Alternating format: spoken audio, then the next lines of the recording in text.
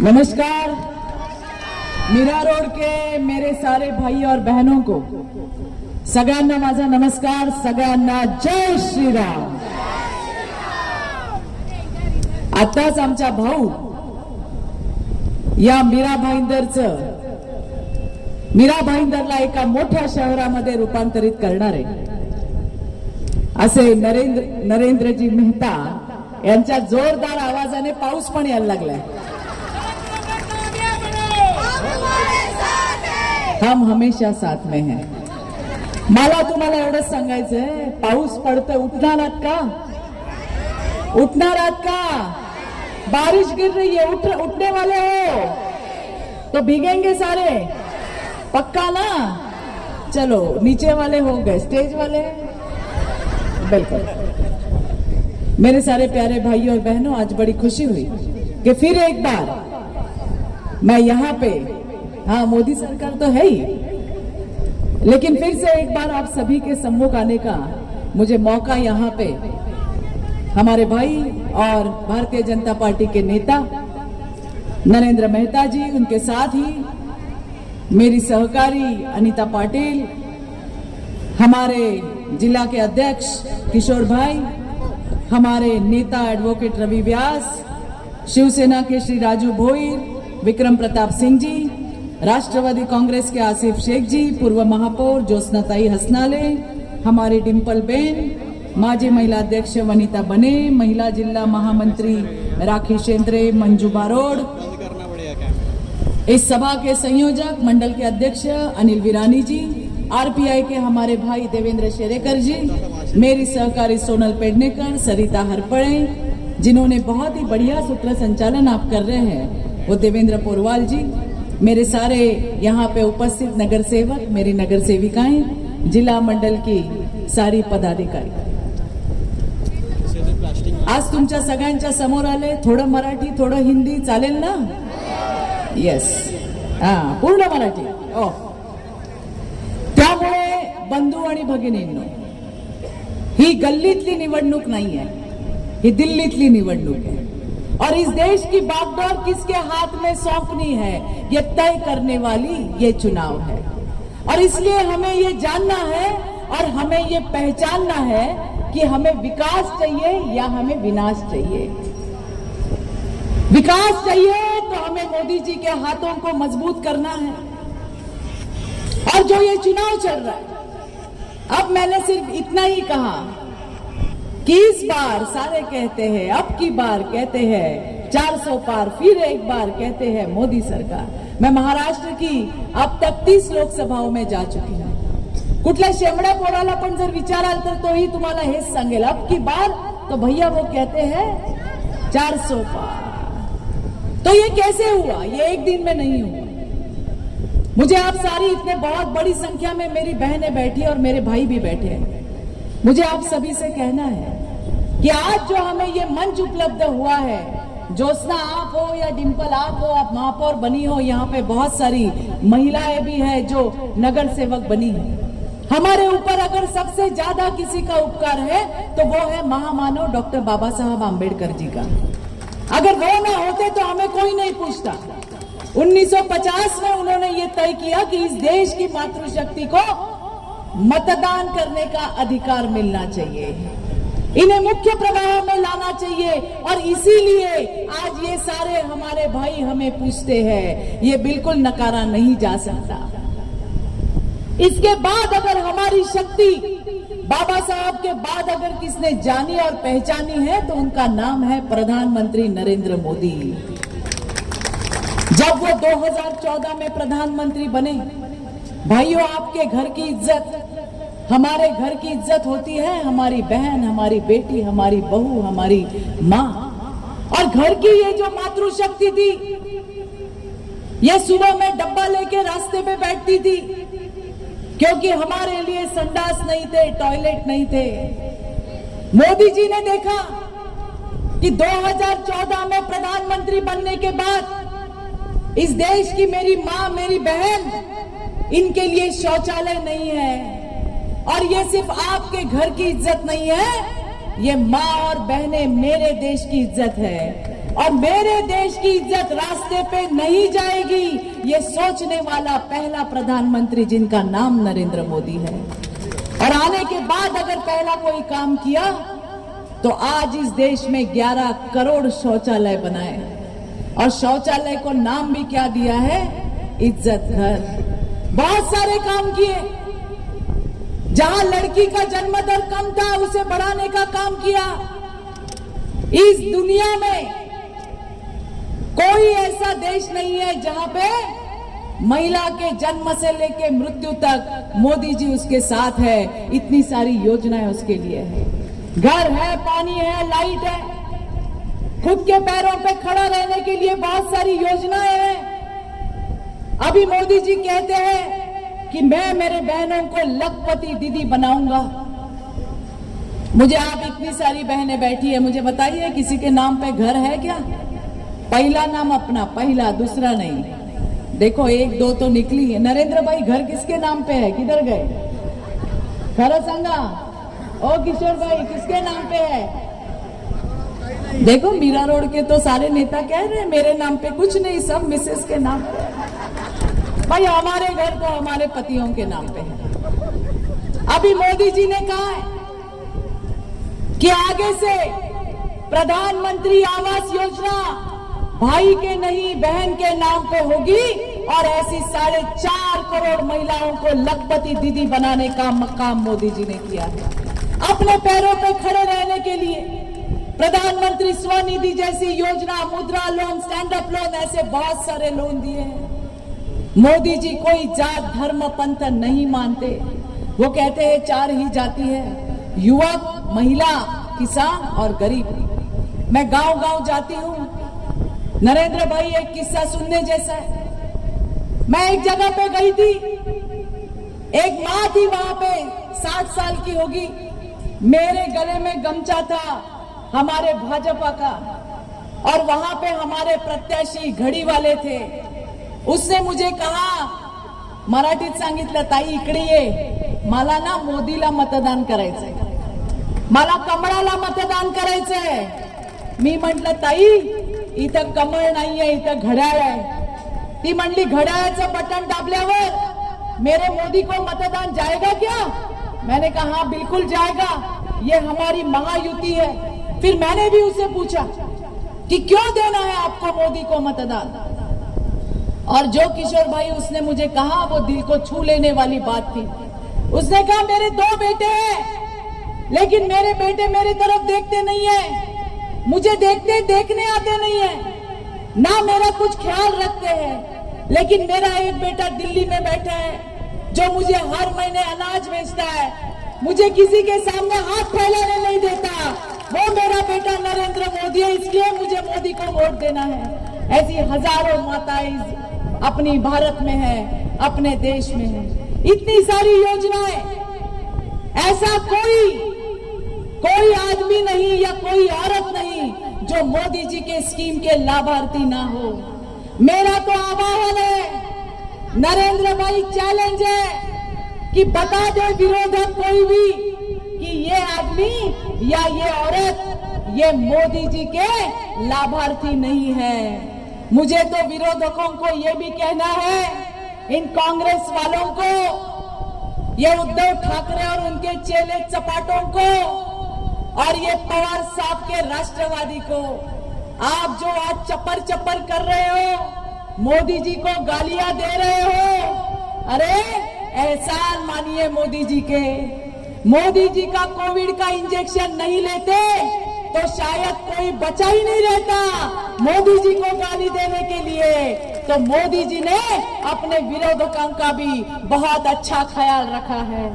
अब मैंने आपको इतनी सारी बातें गिनवाई कि मोदी जी ने क्या क्या नहीं किया। इस 10 सालों में 25 करोड़ गरीबों को बीपीएल के बाहर लाने का काम किया। कांग्रेस वालों ने ये भारत 11 नंबर पे रखा था। मोदी जी ने 10 सालों में आप सभी के सहयोग की वजह से 11 नंबर का भारत आज 5 नंबर पे लेके आए हैं। हम देखते हैं कि जब हमारा नेता प्रदेश में जाता है तो हमारे परदेश वाले, हमारे इंग्लैंड वाले, अमेरिका वाले, न जाने कौन से देश के लोग, हम पहले देखते थे कि वो प्राइम मिनिस्टर को हाथ हिलाते थे, और अभी जब मोदी जी हमारे जाते हैं तो उनको जादू की झप्पी देने का काम, ये भी तो बदलाव लाए हैं। और इतना सब होने के बाद मोदी जी के चाहने वाले सिर्फ भारत की 140 करोड़ जनता नहीं, प्रदेश वाले लोग भी हैं। लेकिन इतना होने के बावजूद भी उद्धव ठाकरे को, पवार साहब को और इन कांग्रेस वालों को मोदी जी नहीं चाहिए। यहाँ महाराष्ट्र में ये 3 है, वहां दिल्ली में भी देश में आघाड़ी बनाई है। कौन है उसमें? उसमें है शराब के घोटाले वाला अरविंद केजरीवाल, उसमें है चारा का घोटाले करने वाला लालू यादव, उसमें है रेती में घोटाला करने वाला स्टैलिन, जमीन में घोटाला करने वाला हेमंत सोरेन, ममता दीदी और न जाने कितने सारे घोटालेबाज। और ये सारे इकट्ठे हुए हैं हमारे शेर को रोकने के लिए, और ये कहते हैं कि नरेंद्र मोदी अकेला है। क्या अकेला है नरेंद्र मोदी?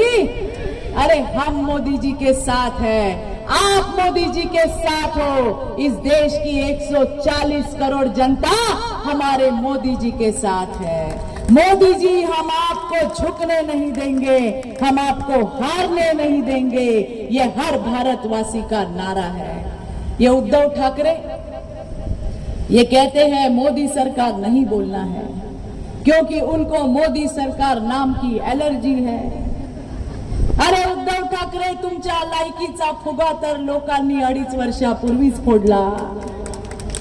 ज्या वेळेला मुख्यमंत्री झाला त्या वेळेपासून लोकांनी बघितले। अरे एक बात कहना तो मैं भूल ही गई, जब से हमारे अमित भाई, हमारे मोदी जी ने नकली शिवसेना, नकली राष्ट्रवादी आणि मोडकळीला आलेल्या काँग्रेस बद्दल बोलले, तब से सब बिथर गए हैं। मराठीमध्ये ते गाणं आहे माहितीये तुम्हाला? डोकं फिरलंया, बाईचं नाही बाबाचं डोकं फिरलंया। सुबह उठ के वो एक 3 टप्पर संजय राउत मुंह खोलता है तो गटरी बाहर पड़ता है, और वो सारे चेले चपाटे उद्धव ठाकरे जी ने तो सारी सीमाएं लांघ दी है। कितनी गाली रोज देवेंद्र जी को देते हैं। कभी कहते हैं ये नालायक है, मुझे तो बड़ा अचरज होता है। अरे सबसे बड़ा महाराष्ट्र का महान नालायक किताब तो उद्धव ठाकरे और वो 3 टप्पर संजय राउत को देना चाहिए। अरे किसको नालायक बोल रहे हो? अरे नरेंद्र भाई, सत्ता के लिए, मुख्यमंत्री पद के लिए अपनी दोस्त पार्टी भाजपा के साथ पीठ में छुरा खोपने वाला वो नालायक कौन था नरेंद्र भाई? ये सवाल हमने उद्धव ठाकरे को पूछना है। जब कोविड में लोग मर रहे थे, आप तो फेसबुक पे क्या बोलते हैं उसको, फेसबुक लाइव, कोमट पानी पिया, घर से बाहर नहीं निकले जी आप। लोग मर रहे थे, अब जाके महाराष्ट्र में सब किसानों को बोलते हैं हम आपके साथ हैं। जब आप मुख्यमंत्री थे तब तो आप बांधावर पर नहीं गेलात। तो ऐसा नालायक मुख्यमंत्री कौन था? उद्धव ठाकरे जी। जवाब मांग रही है महाराष्ट्र की जनता। रोज उठ के हमारे देवेंद्र जी के ऊपर, मोदी जी के ऊपर थूकने का, उनके ऊपर आरोप करने का काम चल रहा है। लेकिन अगर सूरज के ऊपर थूकोगे तो वो थूक आपके ही चेहरे पे आएगी। मैं कह रही थी कि उद्धव ठाकरे कहते हैं मोदी सरकार नाही म्हणायचं। अरे बाबा, तुला एलर्जी है, उद्धव ठाकरे को एलर्जी है मोदी सरकार वर्ड की। लेकिन मैं हमेशा उद्धव जी को कहती हूँ, आपको जिस मोदी सरकार नाम की एलर्जी है, उस मोदी सरकार नाम पे इस देश की 140 करोड़ जनता की फुल मर्जी है कि नहीं है? और इसके लिए उद्धव ठाकरे आपको बार बार सुनना पड़ेगा। अब की बार फिर एक बार, अरे राज्यातल्या शेमड्या पोराला विचारलं तरी तो सांगतो ताई अब की बार 400 पार। पण आपण बघतोय ज्या पद्धतीने राजकारण रसातळाला न्यायचं काम चाललंय, हा तीन टप्पर संजय राऊत रोज सकाळी उठून त्या ठिकाणी शहाणपणा महाराष्ट्रातल्या लोकांना सांगतो। अरे कौन है ये संजय राउत? ये उद्धव ठाकरे का चेला चपाटा संजय राउत, यानी आर्थिक घोटाले में जामीन पे बाहर आया हुआ आरोपी है। और ये कहता है कि मोदी जी को मंगलसूत्र पे बोलने का कोई अधिकार नहीं। अनीता, अरे ये तीन टप्पर तुम लोगों ने, ये उद्धव ठाकरे, ये पवार साहब और कांग्रेस वाली की महाविकास आघाड़ी सरकार ने कितने हमारे बहनों के मंगलसूत्र छीन लिए। कोविड में जब लोग मर रहे थे, ये लोग भ्रष्टाचार की खिचड़ी खा रहे थे। जब लोग मर रहे थे, ये बॉडी बैग के पैसे खा रहे थे। और इसके लिए इस देश की जनता इनको कभी माफ नहीं करेगी। ये ध्यान में रखिए। कोविड में आपको साथ किसने दिया? इनकी सरकारें थी, इन्होंने कुछ नहीं किया सिवा भ्रष्टाचार के। आज भी केसेस चल रही है और इसलिए ये तीन टप्पर संजय राऊत काँग्रेसच्या फळावर तुणतुणं घेऊन नाच करणारा नाचाच्या पलीकडे काही नहीं है। महिलाओं का अपमान किया जाता है, बार बार महिलाओं का अपमान किया जा रहा है। हमारी अमरावती की प्रत्याशी एक महिला है, अरे छत्रपति शिवाजी महाराज का नाम लेते हो, वंदनीय बाला साहब ठाकरे का नाम लेते हो, कुछ तो शर्म करो। छत्रपति शिवाजी महाराज और वंदनीय बाला साहब ठाकरे दुश्मन की भी महिला हो तो उसको आदर सत्कार कर रहे थे, और आप क्या क्या जहर उगल रहे हो। मुझे स्पेशली बहनों को कहना है, ऐसा जोरदार कसकर थप्पड़ 20 तारीख को मारिए कि इनको पता लगना चाहिए इनकी औकात क्या है। ये आपको दिखाना है। ये सारे एक के ऊपर एक है। ये कांग्रेस वाले ये तो अपप्रचार करते हैं। जब विधानसभा की चुनाव आएंगे नरेंद्र भाई, तो ये कहेंगे कि अभी भारतीय जनता पार्टी को मुंबई को महाराष्ट्र से अलग करना है।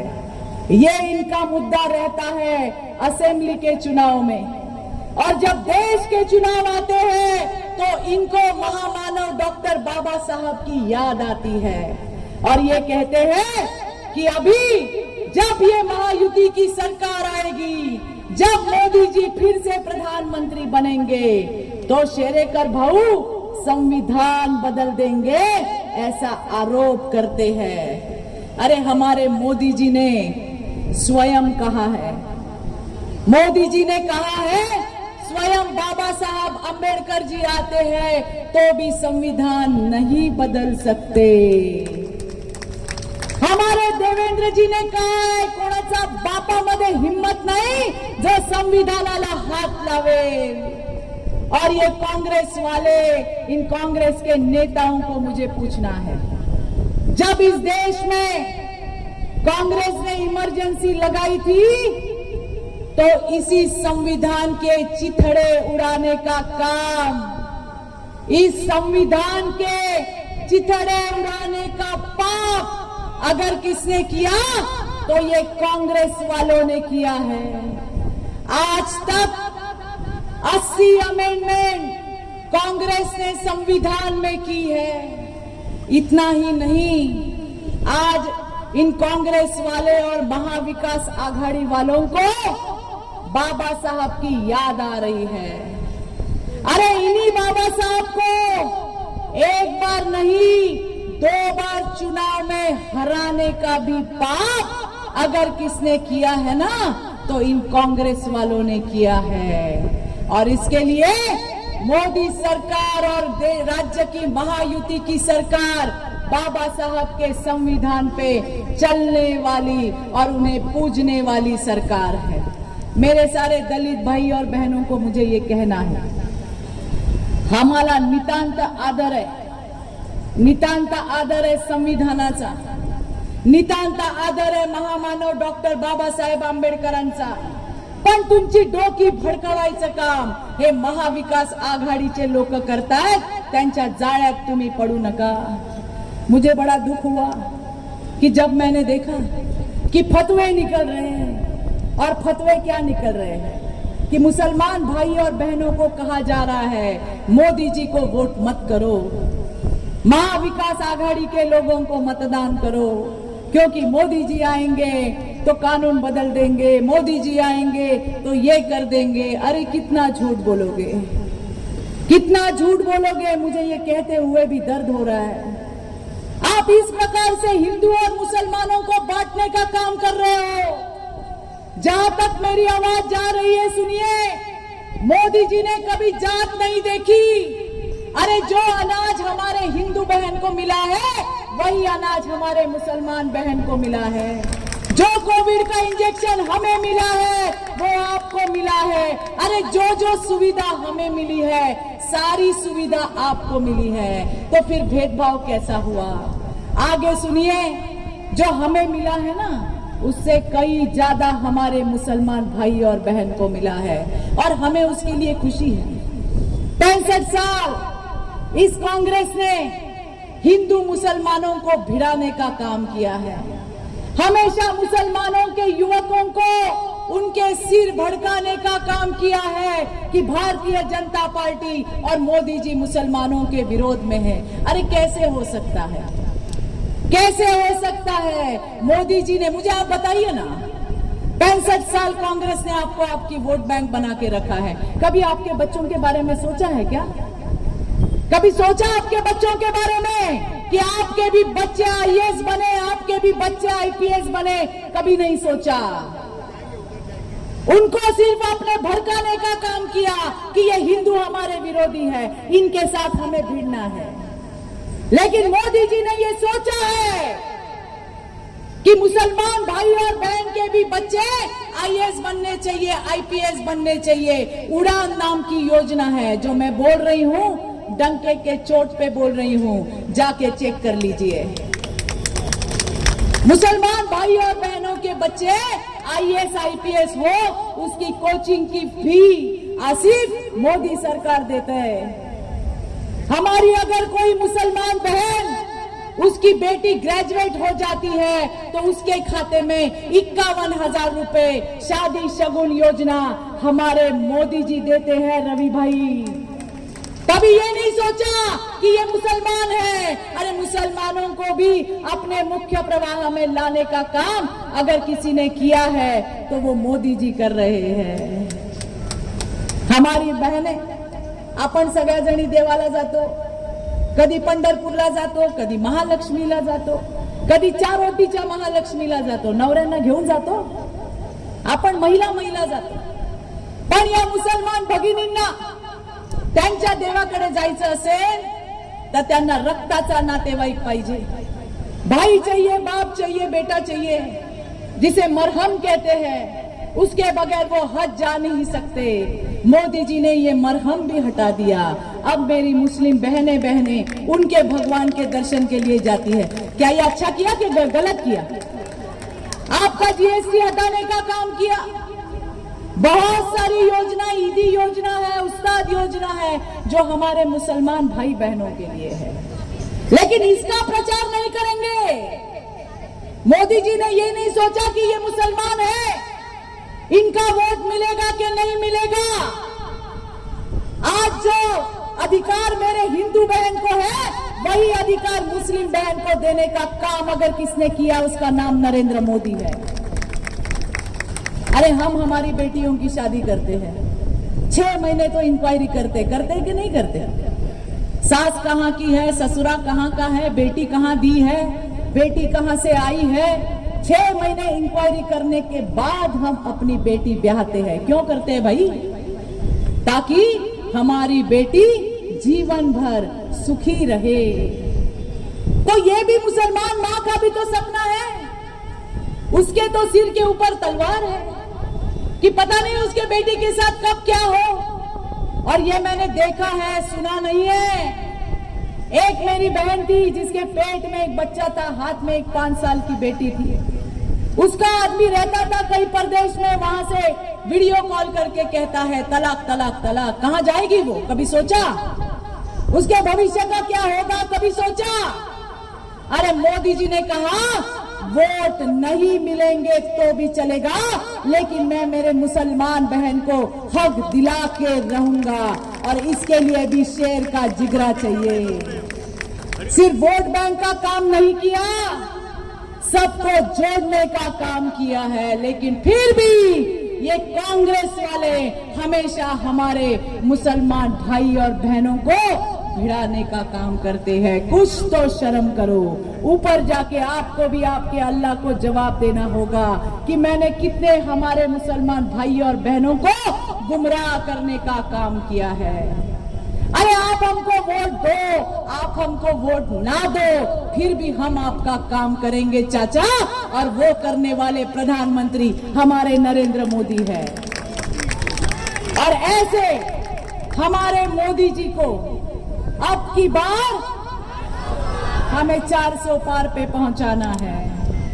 आज हमारे यहाँ के प्रत्याशी नरेश मस्के हैं और जिनकी निशानी है धनुष्य बाण। ये धनुष्य बाण की निशानी पे थाना लोकसभा के हमारे प्रत्याशी शिवसेना के उम्मीदवार हैं। इनको हमें भारी भरकम मतों से वहां पे जिता के मोदी जी के पास भेजना है। नगर सेवक और मेयर बनने के बाद आज उनके पार्टी ने उन्हें सांसद का टिकट दिया है।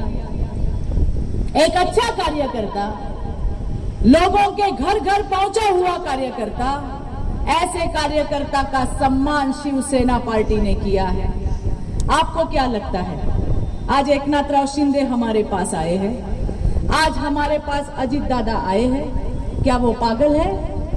उनको पता है कि अगर हमें इस महाराष्ट्र का विकास करना है तो हमें मोदी जी का साथ देना होगा, भाजपा का साथ देना होगा, तभी ये महायुति बनी है।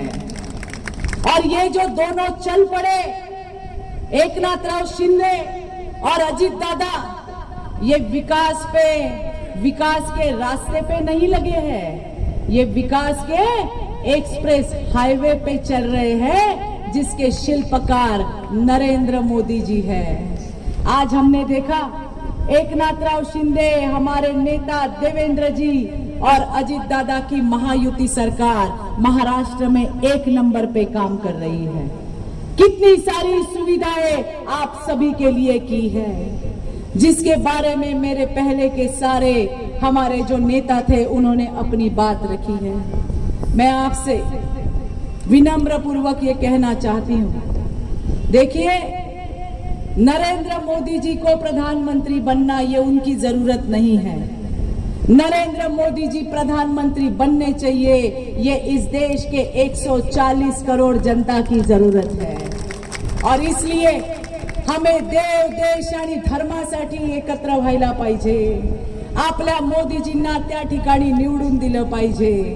गावागावामध्ये तुम्ही जाल, त्या सगळ्या ठिकाणी तुम्हाला एकच आवाज ऐकायला येईल कि हमें मोदी को चुनना है, क्योंकि सपने नहीं हकीकत बुनते हैं, तभी तो सारे मोदी को चुनते हैं। अरे इस देश में अगर कोई गारंटी चलेगी तो वो सिर्फ मोदी की गारंटी चलेगी। मेरे सारे विरोधकों को मुझे कहना है, सुन लो मेरी बात और रिकॉर्ड कर लो मेरी बात। रवि भाई, मुझे विरोधकों को ये कहना है, नरेंद्र भाई देख लेना आंखों से और हम जीतेंगे लाखों से, ये मुझे आप सभी से कहना है। और इसीलिए भाई और बहनों, मैं बहुत आभारी हूँ नरेंद्र भाई की, मैं बहुत आभारी हूँ हमारे किशोर भाई की, बहुत आभारी हूँ मैं रवि जी की, बहुत आभारी हूँ हमारी अनीता की, हमारी डिम्पल, हमारी हसनाड़े ताई, हमारे सारे नगर सेवक नगर सेविकाएं, हमारे सारे सम्माननीय शिवसेना के नेतागण, उनके सारे कार्यकर्ता, हमारे सम्माननीय राष्ट्रवादी कांग्रेस पार्टी के कार्यगण नेतागण और उनके कार्यकर्ता, हमारे आरपीआई के शेरेकर जी और उनके सारे कार्यकर्ता और हमारे सारे घटक मित्रों के, क्योंकि ये एक दिन पहले ही ये तय हुआ था कि आज हम मीरा रोड में आएंगे। और वैसे नरेंद्र भाई मीरा रोड कहे तो हमेशा ग्रैंड ही होता है, हाँ? मतलब छोटा मोटा तो मैंने कभी कुछ देखा ही नहीं है, जो देखा है हजारों के संख्या में ही देखा है। और इसीलिए मेरे सारे भाई बहनों का मैं बहुत बहुत आभार व्यक्त करती हूँ और मैं ये विश्वास भी रखती हूँ कि आने वाले 20 तारीख को धनुष्य बाण का जो अपना बटन है, ये बटन दबा के हमारे नरेश मस्के को हम दिल्ली भेजेंगे। भाई बहनों, ये धनुष्य बाण है मोदी जी का, ये धनुष्य बाण है देवेंद्र जी का, ये धनुष्य बाण है एकनाथ राव जी का, ये धनुष्य बाण है अजित दादा का, ये धनुष्य बाण है विकास का, ये धनुष्य बाण है आपके भविष्य का, ये धनुष्य बाण है नरेंद्र मेहता का, ये धनुष्य बाण है भोईर जी का, ये धनुष्य बाण है आसिफ, ये धनुष्य बाण है रवि भाई और ये धनुष्य बाण हमारे मातृशक्ति का है। ये आपको ध्यान में रखना है और इसीलिए ज्यादा से ज्यादा हमारे वोट कैसे आएंगे इसके ऊपर हमें ध्यान देना है। अरे मैं जहां जाती हूँ लोग कहते हैं ओ ताई आएगा तो मोदी ही, आएगा तो मोदी ही, लेकिन मुझे सारे मेरे भाई बहनों से कहना है ओवर कॉन्फिडेंस में मत जाइए। मैं आपको ये जिम्मेदारी से कहती हूँ, जो अपने घर से बाहर निकलेगा वो सीधा कमल, धनुष्य बाण या घड़ी का ही बटन दबाएगा, क्योंकि उनको मोदी को जिताना है। लेकिन उसके लिए मतदारों को आपको ईवीएम मशीन तक, मतदान बूथों तक लेके जाना, ये सारी हमारी जिम्मेदारी है। अभी नहीं तो कभी नहीं, ये बात आप बिल्कुल ध्यान में रखिए और आने वाले 20 तारीख को हम मोदी जी को वहां पे भारी भरकम मतों से जिताएंगे। जरा जयकारा लगाएंगे मेरे साथ, हाथ ऊपर करके। अरे मागचे कराल का? मागचे आणि मधले पण आणि पुढचे पण। चला, भारत माता की, भारत माता की, वंदे वंदे। नरेश मस्के तुम आगे बढ़ो। जय श्री राम, जय जय श्री राम। धन्यवाद।